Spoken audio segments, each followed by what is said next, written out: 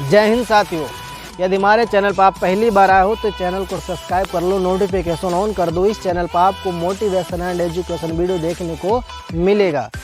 साथियों, यदि आप अपनी ज़िंदगी में बिजनेस कर रहे हो या बिजनेस करने की शुरुआत कर रहे हो तो ये वीडियो आपके बिजनेस में 4 चांद लगा देगा। तो चलिए वीडियो की स्टार्ट कर ही देते हैं। तो साथियों, मैं आपको कहानी के माध्यम से इस वीडियो को शुरुआत करता हूँ। तो कहते हैं एक सेठ थे, उस सेठ के पास एक व्यक्ति आया और बोला, सेठ जी मुझे 1 लाख रुपया चाहिए। तो सेठ जी ने उस व्यक्ति से पूछा, भाई तुझे पैसा क्यों चाहिए? तो व्यक्ति ने कहा, सेठ जी मेरे घर के सामने एक पेट्रोल पंप खुला है, उस पेट्रोल पंप के सामने मैं एक पान का खोखा लगाऊंगा, उससे जो भी मुनाफा होगा मैं आपका पैसा उससे रिटर्न कर दूंगा। तो सेठ जी इस व्यक्ति की बात सुनते हैं और इसे पैसा देने से इनकार कर देते हैं। थोड़ी देर बाद एक व्यक्ति और आता है, वो बोलता है, सेठ जी मुझे 5 लाख रुपया चाहिए। तो सेठ जी उससे भी सेम सवाल यही करते हैं कि भाई तुझे पैसा क्यों चाहिए? तो व्यक्ति बोलता है कि सेठ जी मैं 100 पेट्रोल पंप के आगे 100 पान के खोखे लगाऊंगा, उससे जो भी मुनाफा होगा मैं आपका पैसा उसे रिटर्न कर दूंगा। तो सेठ जी इस व्यक्ति की बात सुनते हैं और मुनीम से कहते हैं, भाई इसे पैसा दे दो। और सेठ जी उस व्यक्ति को पैसा दिलवा देते हैं और व्यक्ति वहाँ से चला जाता है।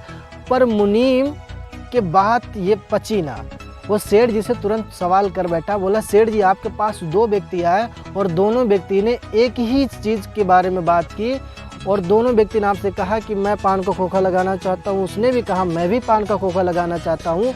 पर पहले व्यक्ति ने आपसे 1 लाख रुपए मांगा उसी पान का खोखा खोलने के लिए, आपने उसे इनकार कर दिया। और दूसरे व्यक्ति ने आपसे वही पान का खोखा लगाने के लिए 5 लाख रुपए मांगा, आपने उसे निकाल कर फौरन तुरंत दे दिया, ऐसा क्यों?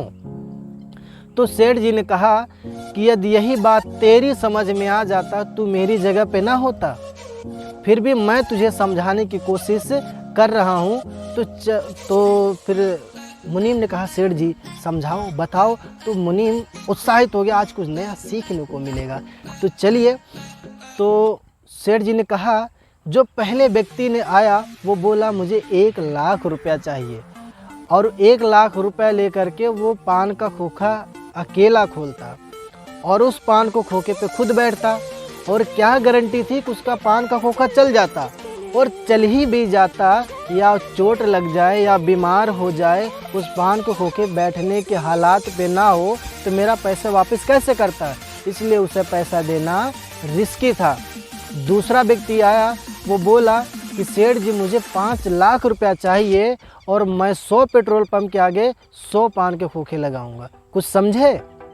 बोला, सेठ जी नहीं। बोला, अब यहीं से कहानी स्टार्ट होती है। तो बोला, सेठ जी ने कहा कि 100 पान के खोखे पे तो अकेला बैठ नहीं सकता, वो 100 लोगों को काम पे रखेगा। अब ऐसा ना हो कि 100 के 100 लोग एक साथ बीमार हो जाएं, ऐसा तो पॉसिबल है नहीं। अब ऐसा ना हो कि 100 के 100 लोग एक साथ छुट्टी मार दें, ऐसा तो है नहीं।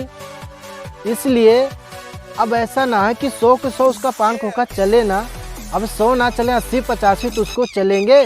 या उस व्यक्ति को चोट लग जाए या बीमार हो जाए, उस पान खोखे बैठने के हालात पे ना हो तो 80-85 तो उसके पान के खोखे तो चल रहे हैं, इसलिए उसे पैसा देना रिस्की नहीं था।